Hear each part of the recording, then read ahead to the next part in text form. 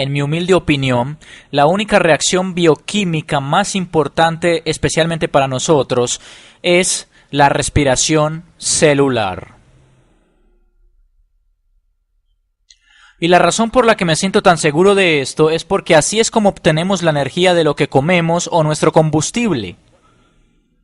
O si queremos ser más específicos, a partir de la glucosa. Al final del día, la mayor parte de lo que comemos, o por lo menos los carbohidratos, terminan como glucosa. En videos futuros voy a hablar acerca de cómo obtener energía de las grasas o las proteínas. Sin embargo, la respiración celular, vamos a ir de la glucosa en energía y en algunos otros subproductos. Para ser un poco más específico al respecto, escribiré la reacción química aquí. La fórmula química de la glucosa, vamos a tener 6 carbonos, 12 hidrógenos y 6 oxígenos. Esta es la molécula de glucosa. Si tienes un mol de glucosa, déjenme escribirlo, esta es la glucosa. Luego, para ese mol de glucosa, si tienes 6 moles de oxígeno molecular dentro de la célula, entonces, esta es una burda simplificación de la respiración celular. Vas a apreciar en los próximos videos que nos vamos a involucrar en este mecanismo tanto como sea posible. Creo que es bueno ver la imagen completa.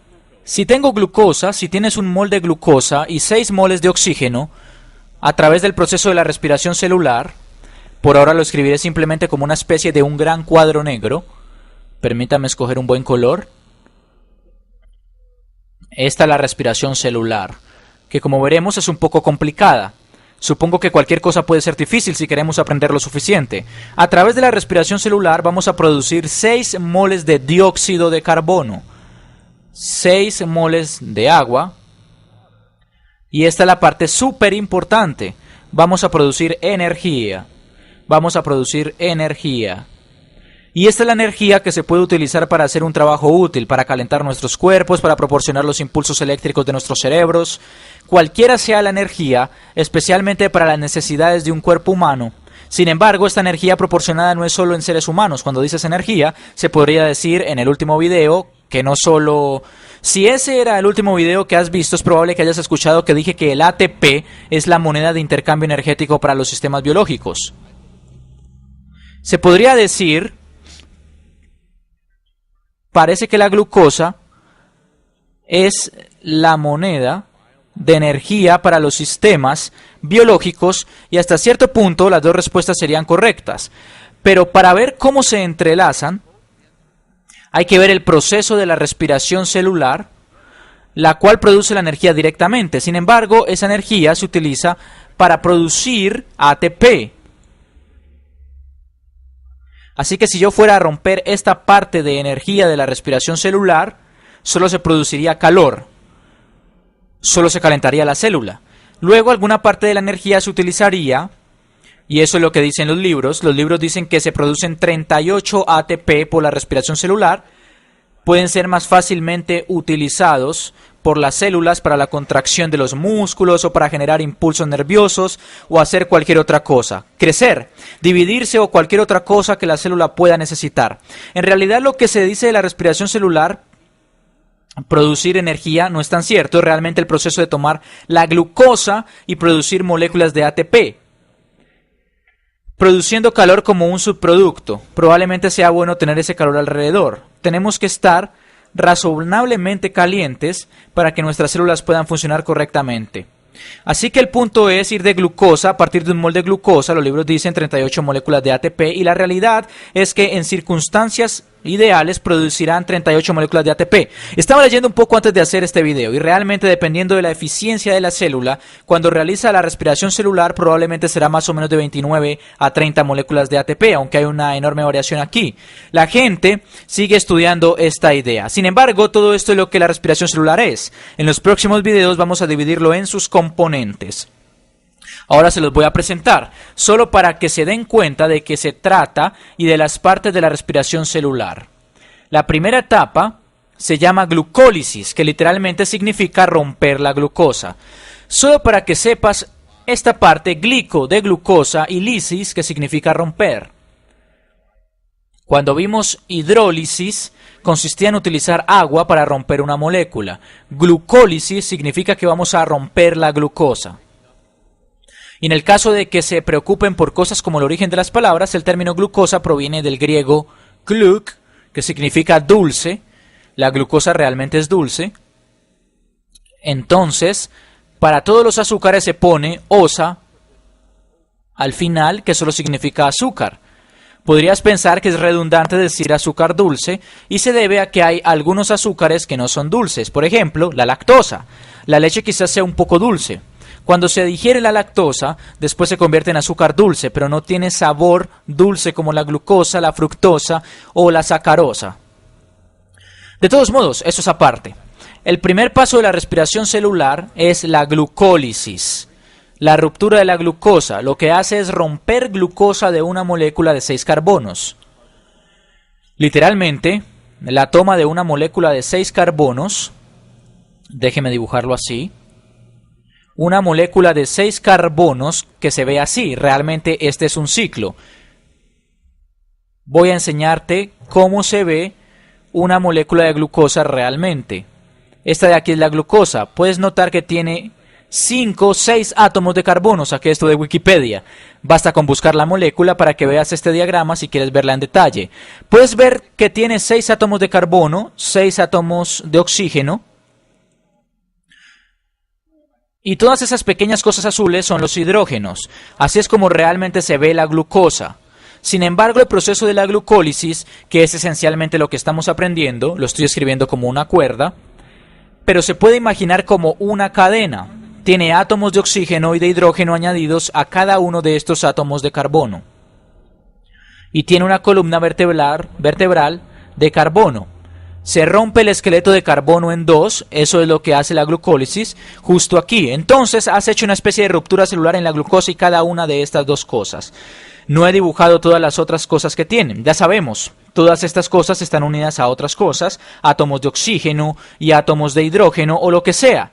Sin embargo, cada una de estas 3 moléculas de carbono de la columna vertebral son llamadas piruvato. Vamos a entrar en mucho más detalles acerca de esto. La glucólisis por sí mismo necesita 2 moléculas de ATP para generar 4. Así que en términos netos genera 2. Déjeme escribir esto en otro color. Genera 2. En términos netos genera 2 moléculas de ATP neto. Esta es la primera etapa y puede ocurrir por completo en ausencia de oxígeno. Voy a hacer un video completo de la glucosis en el futuro a continuación. Estos subproductos que se crean luego entran en lo que se denomina el ciclo de Krebs, el que genera otras 2 moléculas de ATP. Este es uno de los puntos interesantes. Hay otro proceso que ocurre después del ciclo de Krebs. Estamos en una célula y todo está relacionado con todo. Todo el tiempo. Es normal que se vea después de la glucólisis y el ciclo de Krebs. Esto requiere oxígeno. Así que permítame ser claro. Glucólisis, este primer paso, no requiere oxígeno. No necesita oxígeno. Puede ocurrir con o sin oxígeno. El oxígeno no es necesario. Por lo tanto, se podría llamar un proceso anaeróbico. Proceso anaeróbico.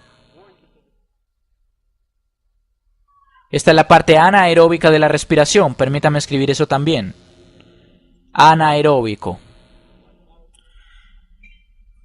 Tal vez escriba aquí abajo glucólisis, ya que no necesita oxígeno, se puede decir que es un proceso anaeróbico. Podrías estar familiarizado con la idea del ejercicio aeróbico. La idea del ejercicio aeróbico es respirar más fuerte porque se necesita una gran cantidad de oxígeno para hacer este tipo de ejercicio. Por lo tanto, anaeróbico significa que no necesitan oxígeno. Aeróbico significa que necesita oxígeno. Anaeróbico significa lo contrario, no necesitas oxígeno. Por lo tanto, la glucólisis anaeróbica produce 2 ATP netos. Después del ciclo de Krebs, hay un poco más de organización en juego. Lo detallaremos en el futuro, pero si nos movemos al ciclo de Krebs, que es aeróbico, se requiere de oxígeno para que funcione, para producir 2 moléculas de ATP.